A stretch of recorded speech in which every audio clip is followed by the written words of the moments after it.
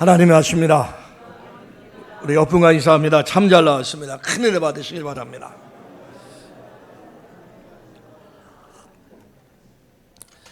오늘은 2025년 송년주일 예배를 드립니다. 우리가 2025년도 시작한 지가 엊그제 같은데 벌써 25년 마지막 주일 예배를 하나님 앞에 드리고 있습니다.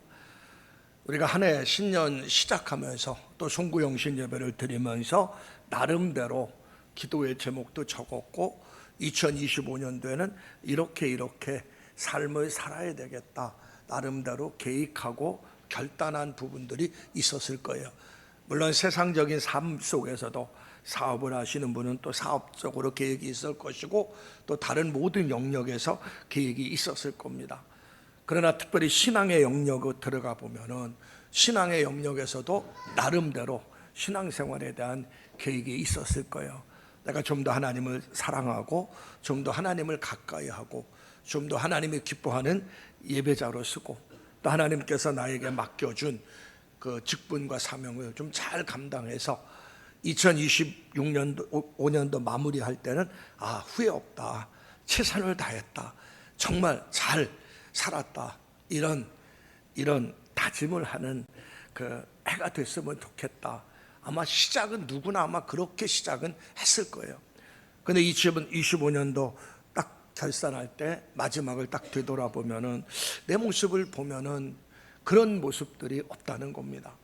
변화되지 못한 모습이 없고 또 신앙생활을 열심히 하려고 했지만은 또 그러지 못한 모습들이 많이 있다는 얘기입니다. 그래서 우리는 지난 1년을 되돌아보면 내가 좀 더 하나님 앞에 열심히 신앙생활도 하고 좀 더 내가 바르게 이웃 성도들도 사랑하며 또 맡겨진 직분도 좀 더 열심히 잘 감당했으면 좋겠는데 하면서 후회는 할 거예요. 그러나 중요한 것은 우리가 인생사 삶을 살 때는 후회하면 다시 한번 결단하고 새 마음 새 각오로 움직여 나가면 됩니다. 그런데 마지막에 하나님의 심판대 앞에 섰을 때는 그것이 안 통해요. 그때는 정확하게 우리의 삶에 대한 결산이 있고 평가와 판단이 있다는 얘기입니다. 그러므로 우리는 지금 이 현재 이 땅에 살면서 이렇게 한번 후회하고 새롭게 다짐하고 결단하고 새로운 삶으로 시도하고 이런 과정 속에서 바른 삶의 결단과 바른 삶의 자세가 우리 속에 필요한 것이고, 그래서 오늘 말씀을 통해서 은혜를 나누려고 하는 겁니다. 오늘 바울은 그 로마 지하 감옥에 갇혀 있어요. 언제 죽을지 모르는 그런 상황 속입니다. 열심히 주를 위해 충성봉사 헌신을 했지만은 이제 마지막 지하 감옥에서 오늘 여기 본문 말씀해 보면 바울도 자신이 곧 죽을 것이라는 그 사실을 인지하고 있어요. 그게 바로 저기 6절 말씀인데, 전제와 같이 내가 벌써 부어지고 나의 떠날 시각이 가까웠도다. 자기가 죽음이 가까워졌다는 것을 인지하고 있습니다. 그래서 그것을 인지한 상태에서 지난 과거의 신앙생활의 모습을 쭉 돌아보면서 바울은 지금 현재 자신의 모습 속에서 너무나 아름다운 감사의 결단을 하고 있는 거예요. 오늘 말씀에서 위대한 것은 내가 믿음을 지켰다, 내가 달려갈 길을 다 달려갔다, 하나님께서 나에게 맡겨준 모든 직분 사명 충성스럽게 잘 감당했다, 그러므로 이제 이후는 나를 위해서 하나님께서 의의 면류관이 예비되어 있다, 이 고백을 하는 거예요. 얼마나 위대한 고백입니까? 사람이 마지막 운명 직전에 내가 지난 삶을 후회하면서 왜 이렇게 살아야지, 아무 소용이 없지 않습니까? 근데 사도 바울은 너무나 당당하게 오늘 고백을 하고 있지 않습니까? 나는 선한 싸움을 싸웠고 다에 달려갈 길을 마쳤고 믿음을 지켰으니 이제 후로는 나를 위해서 의의 면류관이 예비되어 있다, 당당히 얘기하고 있는, 저와 여러분도 이런 고백이 나올 수 있는 믿음의 길을 걸어가야 됩니다. 근데 이게 지금 상황은 쉽지만은 않은 거예요. 예수님께서 이 땅에서 구원 사역을 마치시고 승천하셨습니다. 그 승천한 이후 지금부터, 그때부터 지금까지가 말세입니다. 그리고 지금부터 앞으로 또 언제 내일의 종말이 올지 아니면 1년 뒤에 올지 100년 뒤에 올지 모르지만 그때도 말세입니다. 그러니까 예수님의 사역을 마치시고 승천한 이후부터 지금까지 말세라는 것 꼭 기억해야 됩니다. 언제 주님이 오실 줄 몰라요. 그러니까 우리는 주님이 언제 올지라도 주님 앞에 설 수 있는 바른 믿음의 삶의 자세를 가져야 된다는 겁니다. 그래서 바울이 이 고백을 하면서 그 당시의 상황을 쫙 하는 겁니다. 그러면서 바울이 우리에게 특별히 교훈해 주는 것이 있어요. 그게 바로 오늘 여기 본문 말씀 그 3절부터 4절, 5절까지의 말씀입니다.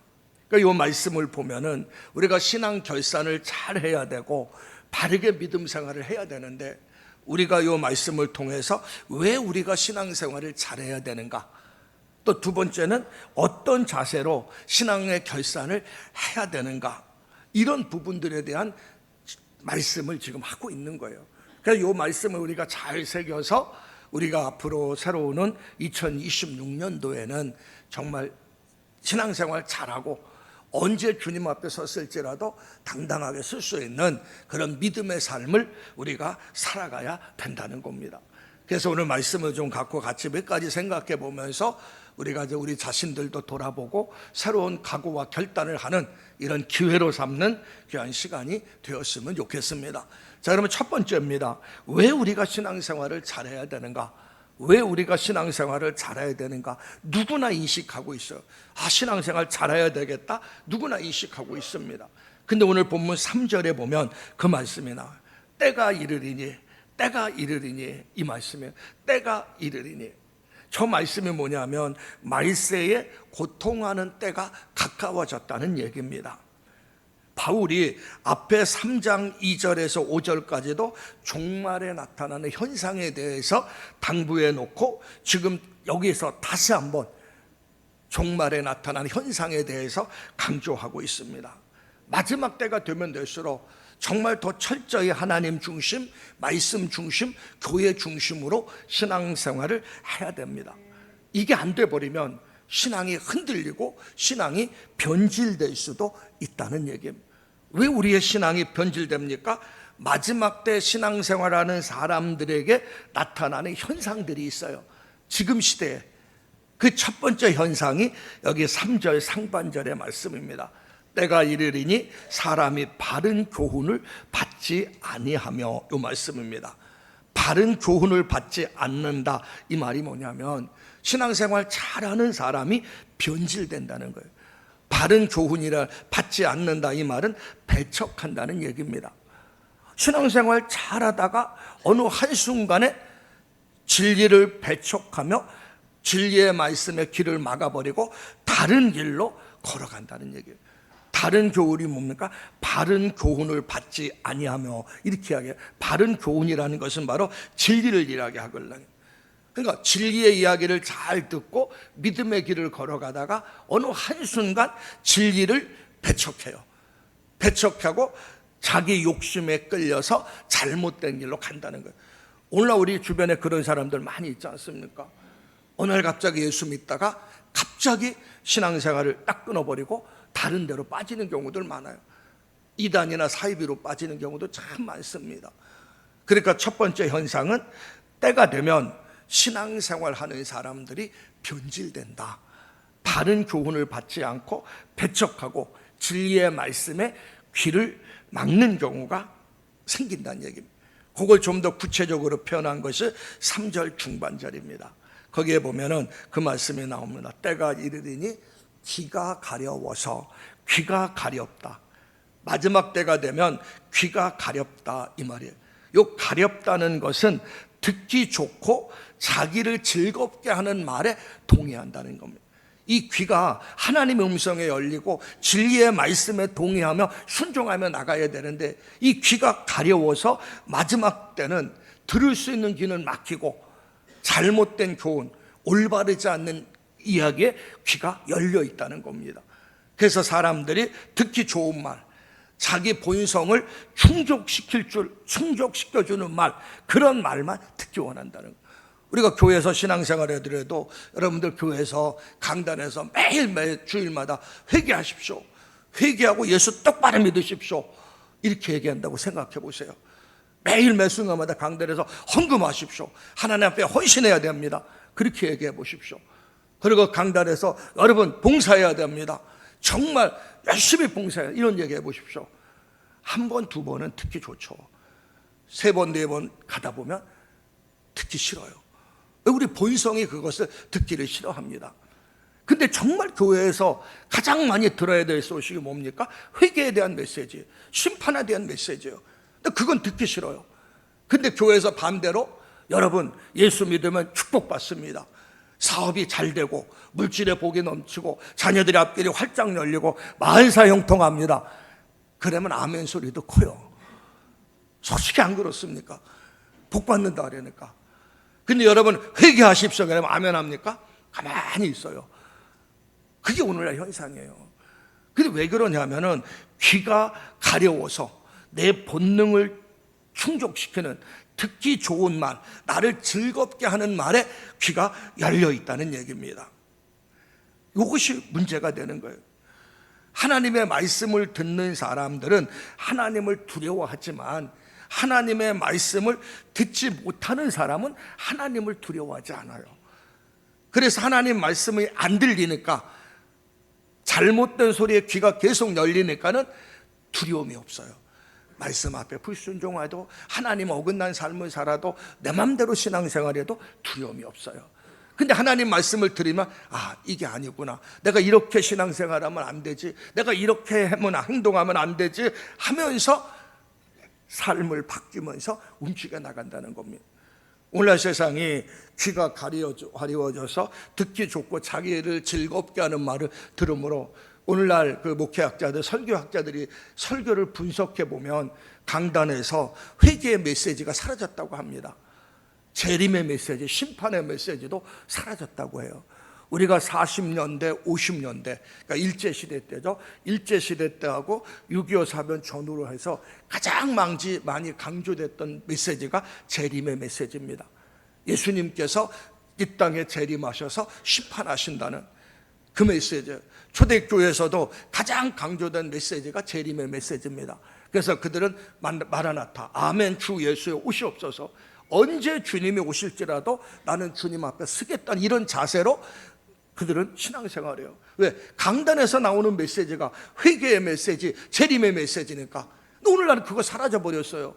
그러니까 신앙생활이 하늘을 소망하기보다는 땅의 것에 초점을 맞추면서 신앙생활을 한다는 겁니다. 하늘의 상급 쌓기보다는 이 땅에서 잘 먹고 잘 살고 형통하는 데 신앙생활에 초점이 맞춰지는 거예요. 근데 왜 그렇게 변질되냐면 강단부터 바뀌지 않았기 때문에. 강단에서 메시지가 바뀌어버렸어요. 회개의 메시지만 사라지고 심판의 메시지, 헌신 봉사의 메시지는 딱 사라져버립니다. 그러다 보니까는 신앙생활이 변질이 돼요. 이제는 우리가 교회 봉사하더라도 즐겁고 기쁘게 봉사를 합니다. 근데 점점 안 해요. 그래서 식당을 봉사하더라도 외부에서 사람을 들여서 돈 주고 쓰면서 식당 봉사해요. 어디 교인들 자기들 먹는 밥을 외부 사람들을 불러다가 식당 봉사 그들에게 돈 주면서 합니까? 그건 올바른 게 아닌데 그것이 당연시 되어버렸어요. 왜 그런 현상이 생깁니까? 말씀부터 사라졌기 때문에 그래요. 예수님은 분명히 말씀했습니다. 자기를 부인하고 자기 십자가를 지고 나를 따르라. 그가 바로 참 제자다. 그럼 우리는 날마다 내 자신을 부인하며 자기 십자가를 지고 따라야 되는데 이 말씀이 강단에서 사라져버리니까 그냥 하나님 앞에 예배 드리면 신앙생활 잘하는 것이고 헌금하며 신앙생활 잘한다고 생각을 하는 겁니다. 그러니까 이게 뭔가 문제가 있는 거죠. 이게 마지막 때 현상입니다. 우리 교회의 모습이 아니고 마지막 때 사도 바울이 자기 인생을 결산하면서 마지막 때 이런 현상들이 나타난다. 근데 이 말씀을 한 이유는 그 당시도 이런 현상이 있었다는 거예요. 근데 이것이 마지막이 되면 점점 심해진다는 얘기입니다. 그래서 결국은 어떤 현상이 나오냐면 3절 하반절에 보면 마지막 때가 되면 자기 사욕을 따를 스승을 많이 둔다. 자기 사욕을 따를 스승을 많이 둔다는 것은 뭡니까? 자기 욕심을, 육체를 즐겁게 하는 소리를 하는, 자기 육체와 자기 욕심을 즐겁게 하는, 만족시킬 수 있는 스승을 많이 둔다는 얘기. 스승은 뭡니까? 가르치는 사람이에요. 근데 나에게 바른 신앙의 길을 걸어가도록 가르치는 스승이 아니라 내 육체와 내 본능과 내 욕심을 만족시켜 줄 수 있는 스승들을 둔다는 거예요. 그래서 그들에게 귀가 열려 있는 거예요. 그게 바로 오늘날 우리의 신앙의 모습이란 얘기입니다. 정말 중요한 것은 예수님을 내 삶의 주인이 되고 예수님을 스승으로 모시면서 그분의 말씀을 듣고 순종하며 나가는 길이 승리의 길인데, 예수님의 스승이 아니고 내 귀에 듣기 좋은 것, 내 육체적인 본능과 육체적인 소욕을 만족시켜 줄 수 있는 말을 하는 사람이 내 스승이 되는, 그런 것에 귀가 열려서 그런 것만 좋아한다는 겁니다. 그러니까 우리가 신앙생활하면서 마지막 때에 나타나는 현상들을 우리가 봐야 됩니다. 자, 또 한 가지 현상이 나옵니다. 4절 말씀에 보면 그 귀를 진리에서 돌이켜 허탄한 이야기를 따른다. 마지막 때가 되면 그 귀를 진리라는 것은 바른 교훈을 의미합니다. 바른 교훈에서 돌이켜 허탄한 이야기를 따른다는 거예요. 허탄한 이야기라는 것은 쓸데없는 거, 아무 가치 없는 거, 무가치한 거, 그런 것을 따른다는 얘기입니다. 진리에서 돌이켜 의도적으로 진리의 말씀은 배척해요. 그래서 우리가 신앙생활하는 경우에 그런 경우들이 있어요. 우리가 이렇게 신앙생활 하다 보면 옆에서 셀리다가 예수님 믿으려면 똑바로 믿어, 새벽 기도도 하고 주일 예배도 막 그래. 그러면은 처음에 한두 번은 듣기 좋죠. 두 번, 세 번 계속 가면 싫어요. 그리고 그런 소리는 귀가 이제 닫혀버려. 근데 어떤 성도가 옆에서 그래요. 아이, 예수 적당히 믿어. 주일날 한 번만 예배 나오면 되지. 뭘 매주마다 나가. 아이, 기도는 뭐 그냥 적당히 하면 되지. 저 서구교회 봐. 서구교회는 새벽교회도 없고 거기는 기도 그렇게 하지 않아. 그럼 또 그게 또 귀가 열려. 그래서 신앙생활을 우리도 서구적으로 해야 되겠구나. 엉뚱한 소리 하는 사람들이 있어요. 그렇게 신앙생활하는 분들이 있어요.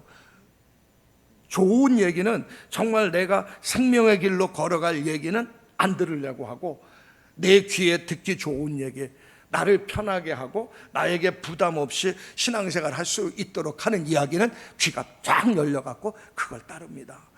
그래서 여러분 주변에 누구와 더불어서 신앙생활 하느냐가 정말 중요합니다. 그래서 잘못된 것은 길을 막아버리고 진리의 귀가 열리는 그런 신앙생활 하시기를 주의 이름으로 축원합니다.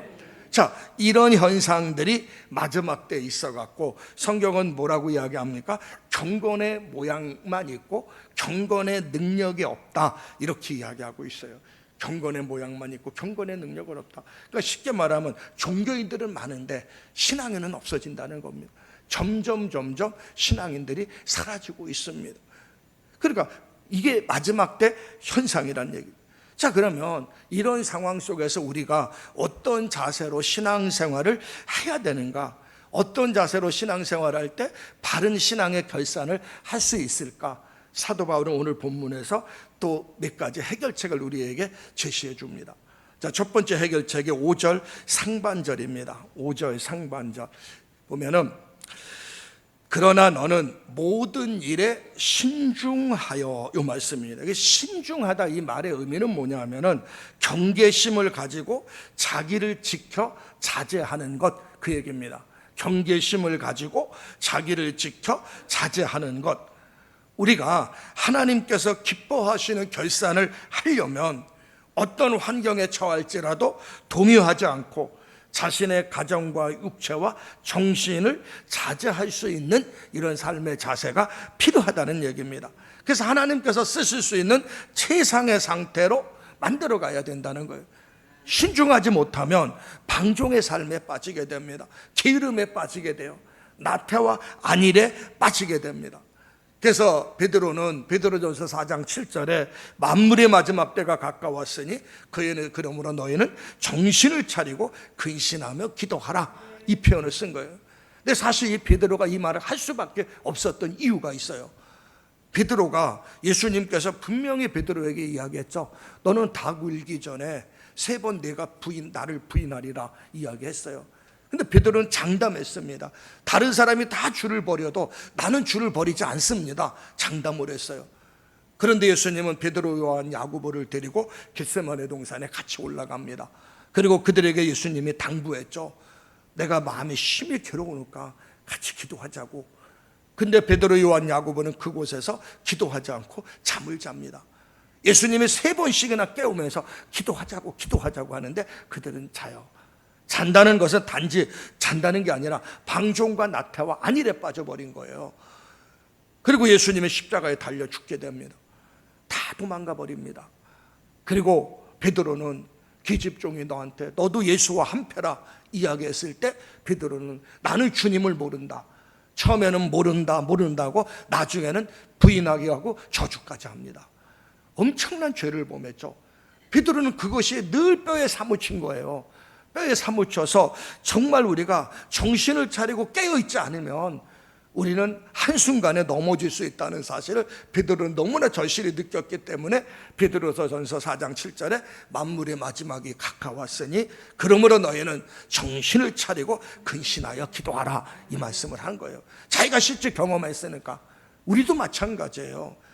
이 신앙은 성장할 때는 더뎌요. 근데 무너질 때는 한순간에 무너집니다. 믿음 좋은 사람도 말 한마디 이상한 말 들으면 확 넘어져요. 그 넘어지면 그 넘어짐으로 끝나는 게 아니에요. 마귀가 가만 안 둬. 딱 점령해버려요. 그러니까 우리는 마지막 때 될수록 신중하며 신앙생활 하시기를 주의 이름으로 축원합니다.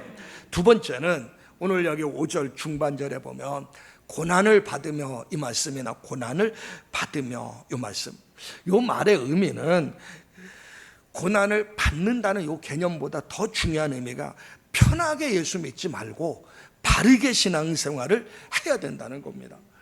왜? 신앙의 길을 걷고자 하면 디모데후서 3장 12절에 보면 고난은 경건하게 살고자 하는 자의 필수 요소입니다. 저 말씀 같이 있습니다. 시작. 무릇 그리스도 안에서 경건하게 살고자 하는 자는 핍박을 박해를 받으리라. 저 말이 뭡니까?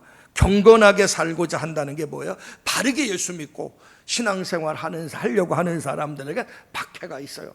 이 박해를 외부적인 박해로만 보면 안 됩니다.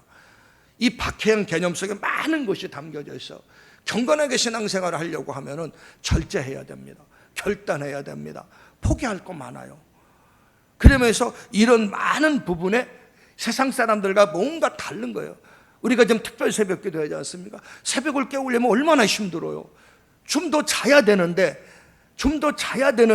자지 않고 나와야 되지 않습니까? 이게 바로 자기 절제. 이런 게 다 박해란 범위 속에 다 포함되는 겁니다. 세상에서 믿는 자로서 삶을 살아가다 보면 세상 사람들의 삶의 가치관과 충돌하는 경우들이 많아요.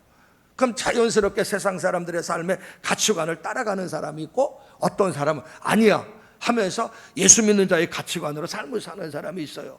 그러면 경건하게 살고자 하는 사람은 박해를 받는다, 이 말은 예수 믿는 자의 삶의 가치관을 갖고 삶을 살다 보면 세상 사람들이 우리를 조롱할 것이고 세상 사람들이 우리에게 엉뚱한 행동을 할 수가 있다는 겁니다. 그럼에도 불구하고 내 자신이 편하게 예수 믿는 게 아니라 바르게 제대로 신앙생활하고자 결단하고 움직일 때 그 신앙이 바로 승리할 수가 있다는 거예요. 여러분, 성경의 에녹 시대나 노아 시대를 보세요. 특히 노아 시대에 보면 하나님께서 이 땅을 물로 심판하지 않습니까? 근데 왜 물로 심판했겠어요? 죄악이 관영됐기 때문에 물로 심판한다고 이야기해요. 그런데 죄악이 관영되고 물로 심판할 때 120년 동안 방주를 만들면서 하나님께서 노아에게 말씀했어요. 무조건 방주만 만들지 말고 세상 사람들에게 가서 전하라고 이야기합니다. 하나님의 심판을 유다서에 보면 나옵니다. 심판을 전하라고 했는데 한 사람도 회개하고 돌아오는 사람이 없어요. 왜? 신앙이 노아처럼 신앙생활을 하려고 하다 보면 노아의 말을 믿고 따르려고 하면 뭐가 따릅니까? 세상 사람들의 비난과 조롱에 따르죠. 그 노아 미친놈인데 그놈 따라 너도 하냐고, 너도 미친놈이라고 하면서 그 당시에 노아가 얼마나 멸시 조롱받았겠어요.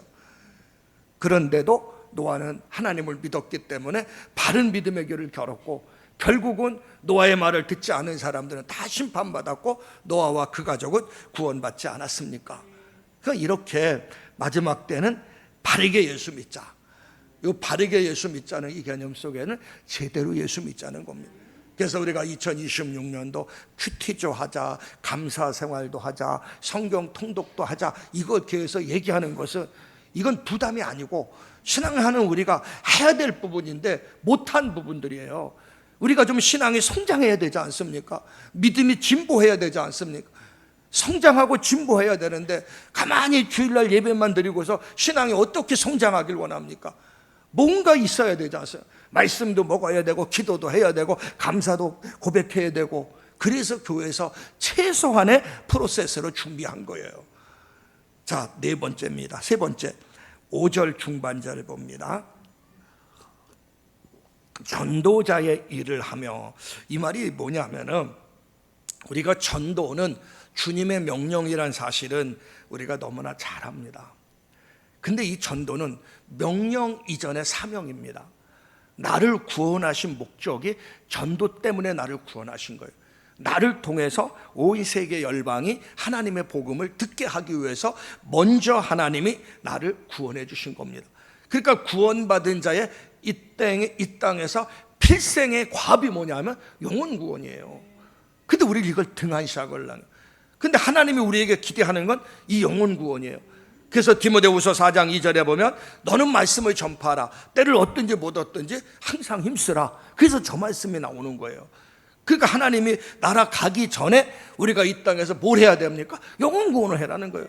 다 교회 듣고 오라는 얘기가 아니고 그들에게 하나님이 우리의 삶의 주인이고 예수를 믿어야 구원받는다는 그걸 전하라는 겁니다. 전하기만 하면은 데리고 오시는 분은 하나님이에요. 성경에 분명히 말씀하고 있지 않습니까? 아무든지 내가 이끌지 아니하면 아버지께로 올 자가 없다. 나는 전하는 것뿐이고 문제는 내가 하려고 하니까 안 되는 거예요. 내가 하려고 하면 안 됩니다. 나는 전하는 거예요. 그 주변 사람 만나면 야, 예수 믿어. 예수 믿고 너도 구원받고 천국 가. 이 말만 던지면 하나님께서 그래, 나 예수 믿을게. 나 기다리고 있었어. 이런 사람들을 만나게 하는 거예요. 근데 우리 입술에선 그게 딱 닫혀버린 겁니다. 딱 닫혀서 말을 안 하는 거예요. 근데 마지막 때가 되면 될수록 전도자의 일에 최선을 다하시기를, 그게 내가 건강하는 비결이고 신앙의 승리가 내 속에서 이루어지는 비결입니다. 전도자의 일을 최선을 다하시기를 주의 이름으로 축원합니다. 이제 네 번째 5절 말씀 다시 하나 봅니다. 5절에 보면 내 직무를 다해라. 여기서 직무라는 것은 뭐냐면은 내게 맡겨주신 사명을 완수하라는 거예요. 구원받은 모든 성도에게 사명이 있어요. 가장 기본적인 사명은 전도의 사명이지만 또 전도 말고도 우리 모든 사람들에게 사명이 있습니다. 어떤 사람은 물질로 봉사하는 사명이 있습니다. 어떤 사람은 찬양으로 봉사하는 사명이 있습니다.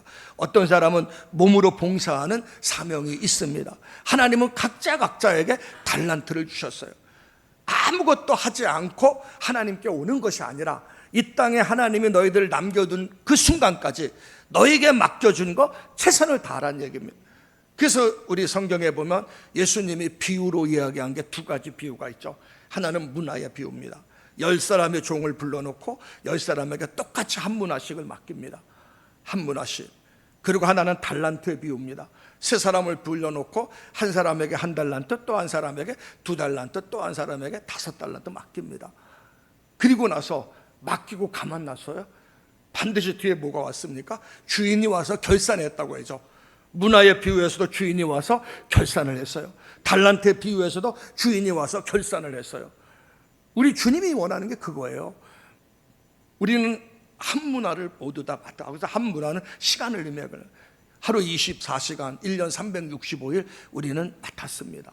또 우리는 각자 재능에 따라서 어떤 사람은 1달란트, 어떤 사람은 2달란트, 어떤 사람은 5달란트 맡겼어요. 우리 이걸 어떻게 내가 사용하며 활용할 것인가는 우리 각자의 몫이고, 그 맡긴 주인께서는 반드시 마지막에 이 부분에 대한 결산이 있다는 얘기입니다. 이게 바로 자기 직무를 다하라는 거예요. 자, 이제 그러면 이게 이제 사도 바울이 자기 인생을 마무리하면서 이제 디모데에게 이 권면을 하고 있습니다. 그리고 나서 어떤 부분에 신앙 결산이 있어야 되는가, 사도 바울의 고백을 빌어서 오늘 본문은 말씀하고 있어요. 먼저 첫 번째 신앙의 그 결산은 7절 말씀에 보면 그 말씀이 나옵니다. 내가 선한 싸움을 싸우고, 이 말씀이에요. 내가 선한 싸움을 싸우고. 바울은 신앙생활을 싸움이란 표현을 하고 있어요. 근데 여기서 말하는 싸움은 어떤 의미가 있냐면 권투 선수가 링 위에서 싸우는 거예요. 한 사람은 이기고 한 사람은 집니다. 그러니까 권투 선수가 링 위에서 반드시 승리를 위해서 싸우는 거예요. 우리 예수 믿는 사람도 구원받고 하나님 나라 가는 그 순간까지 우리는 싸움입니다. 근데 이 싸움이 잘 먹고 잘 살고 세상에서 경쟁해서 이기기 위한 싸움이 아니에요. 이 싸움은 하나님 나라에 가서 최후의 면류관을 받기 위한 싸움입니다. 그래서 이 싸움을 악한 싸움이라고 이야기하지 않고 선한 싸움이라 이야기하고 있습니다. 그러니까 우리 믿는 성도들에게 이 싸움이 선한 싸움이 되고, 어떤 싸움이 있는가? 세상으로부터 오는 수많은 시험과 유혹과 죄악이 우리 속에 옵니다. 우리가 세상에서 믿음 생활하다 보면 수많은 유혹이 오고 수많은 시험거리가 와요. 그거와 싸워 이겨야 됩니다. 세상에서 유혹이 오면 그대로 넘어지고 시험이 오면 그대로 넘어지면 신앙의 승리자가 될 수가 없어요. 우리 싸워 이겨야 돼요. 그래서 이건 반드시 선한 싸움이라는 것이죠. 어떤 시험이 와도, 어떤 유혹이 와도, 어떤 죄의 유혹이 와도 우리는 이겨야 돼요. 이게 선한 싸움입니다. 또 다른 측면에서는 성경에 보면 우리의 싸움은 혈과 육에 대한 것이 아니요 정사와 권세와 어둠의 세상 주관자들과 하늘에 있는 악한 영에 대함이라, 이 말씀이 나와요. 이게 뭐냐면 사단의 세력과 싸움입니다. 마귀와의 싸움이에요. 우리 마귀는 눈에 안 보입니다. 근데 성경 곳곳은 이야기해요. 너의 대적 마귀가 우는 사자와 같이 두루다니며 삼킬 자를 찾고 있다, 분명히 이야기합니다. 대적 마귀는 오늘도 우리를 유혹하고 있어요. 공격하고 있습니다. 내가 건강할 때는 마귀는 공격 못합니다. 내가 약점을 보일 때, 내가 누구 때문에 말 한마디 듣고 막 기분이 상해 있을 때 마귀가 바로 공격합니다. 내가 신앙생활을 하다가 딱 시험 받으면 마귀는 바로 공격해요. 나를 점령해요. 더 상황을 악화시켜요. 이게 바로 마귀의 전략이걸랑. 그래서 성경에 보면 오늘이라 일컫는 동안에 피차 서로 권면하여 죄의 유혹으로부터 강팍해 됨을 면하라. 성경은 그래서 말씀하고 있는 겁니다. 이 마귀와의 싸움도 이겨야 됩니다. 여기서 지면 완전히 끝나버리는 거예요. 자, 세 번째 싸움이 뭡니까? 이 싸움은 죄악으로 가득한 자신과의 싸움입니다. 이 말이 무슨 의미냐면 우리 속에는 육의 소욕이 있어요. 아직 변화되지 못한 육신의 성품이 있습니다. 우리 하나님께서 내 죄를 다 용서해 줬지만은 내가 완전히 변화되지 못했기 때문에 육의 소욕이 내 속에 있어요. 끊임없이 육의 욕망이 내 속에서 나옵니다. 이게 바뀌어져야 되는데, 성령으로 완전히 사라져야 되는데, 사실 요 말씀이 오늘 새벽의 말씀이에요. 근데 오늘 우리 특별 새벽기도, 근데 오늘 새벽에 이 말씀이 송출이 안 됐어요. 얼굴만 나오고 이 음향이 안 돼. 뭔가 유튜브가 문제가 있어갖고. 그래서 필요한 분들에게는 원고를 드릴게요. 원하시는 분들은 목사님들한테 얘기하세요. 그러면 원고, 오늘 새벽 원고를 드릴게요. 근데 원고하고 직접 말씀 듣는 거하고는 달라요. 저는 원고 중심으로 설교하지만 하다 보면 원고에서 너무나 많이 바뀌어져요. 그래서 성령께서 그때그때마다 감동을 주시기 때문에 그때그때마다 필요한 말씀이 나오기 때문에 원고 보면 좀 많이 감이 떨어집니다. 근데 오늘은 없기 때문에, 못 들었기 때문에 오늘 말씀이 정말 중요한데, 그래서 원고가 필요하신 분들을 얘기하면 드리겠습니다. 자, 이런 싸움이야. 내 육신과 내 욕망과. 내 육은 좀 더 나태와 안일에 빠지고 좀 더 쉬고 싶어요. 그러니까는 그 육신을 이기고 새벽을 깨우고 육신을 이기고 예배자로 쓰고 육신을 이기고 하나님 앞에 헌신하기 위해서는 이게 싸움이란 얘기예요. 이 싸움에서 우리가 승리해야 됩니다. 그러니까 오늘 본문은 선한 싸움이라 이렇게 이야기하는. 바울은 얼마나 수없이 선한 싸움과 싸웠겠습니까? 그 사역하는데 예수 복음을 증거하는 과정 속에서 유대인이나 로마 세력에 의한 박해도 있었지만은 수없이 많은 자신과의 싸움이 있었고, 또 자기를 가까이 했던 사람들, 바울과 함께 사역했던 사람들이 배신하며 바울을 떠난 경우 있지 않습니까? 그들 때문에 얼마나 마음의 상처들이 있고 실망이 됐겠어요. 그리고 빌립보에서는 복음을 증거하다가 억울한 누명 쓰고 감옥에 갇혔지 않습니까? 바울이 터키 지방에서 열심히 복음 전하다가 하나님의 감동으로 지금의 그리스 지역 마게도니아 지역에 가서 복음을 전하다가 빌립보 성에서 그러니까 빌립보는 마게도니아 지역의 첫 성입니다. 빌립보에서 복음 전하는데 귀신 들린 여종을 쫓아냈다고 그 주인이 바울을 고발하니까 신문도 하지 않고 무조건 바울을 엄청나게 때리고 지하 감옥에 갇혀요. 그럼 바울은 그것도 싸움이에요. 그 상황 속에서 하나님 앞에 그렇게 할 수 있습니다. 하나님, 내가 오고 싶어서 왔습니까? 하나님께서 여기 오라고 했는데 왜 나를 막아주지 않습니까? 내가 잘못한 거 있습니까? 귀신 쫓아낸 게 잘못입니까? 근데 왜 하나님 막아주지 않습니까? 하나님, 지금 내 나이가 얼마입니까? 그때가 바울의 말년이걸랑요. 내가 나이가 이렇게 많은데 이 알지 못하는 이곳에서 내가 이렇게 고난받아야 됩니까? 당연히 불평할 수 있고 원망할 수 있어요. 그건 상식적으로 당연한 겁니다. 근데 바울은 불평 원망하지 않았어. 왜? 알기 때문에. 이 모든 것이 싸움이라는 것, 영적 싸움인 걸 알기 때문에 그는 이겼고 승리할 수가 있었던 거예요. 저 여러분들 선한 싸움의 승리자들 되시기를 주의 이름으로 축원합니다. 이제 두 번째는 7절 말씀에 보면, 중반에 보면 나의 달려갈 길을 마치고, 이 말씀입니다. 달려갈 길을 마치고 다름질에 대한 결산이에요. 다름질. 우리가 달려갈 길이라는 것은 마라톤 경기에서 정해진 경주 코스를 의미합니다. 우리 예수 믿는 사람도 마찬가지예요. 하나님이 내가 구원받을 순간부터 하나님 나라 가는 그 순간까지 정해진 코스가 있어요. 그 코스를 벗어나면 안 됩니다. 그 코스를 벗어나지 말고 그 코스에서 우리는 최후의 승리자가 돼야 된다는 겁니다.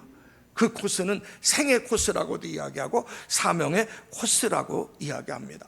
그래서 훌륭한 경주자는 벗어나지 않아요.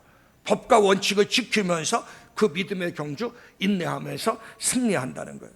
사도 바울이 사도행전 20장 24절에 분명히 말씀합니다. 나의 달려갈 길과 주 예수께 받은 사명, 그 하나님의 은혜의 복음을 증언하는 일을 마치려 하면은 나의 생명조차 조금도 귀한 것으로 여기지 아니하노라. 저 말씀 붙잡고 복음 전파의 길, 사명행자의 길, 순교자의 길을 끝까지 달려갔다는 거예요. 결국 그는 마쳤다는 거예요.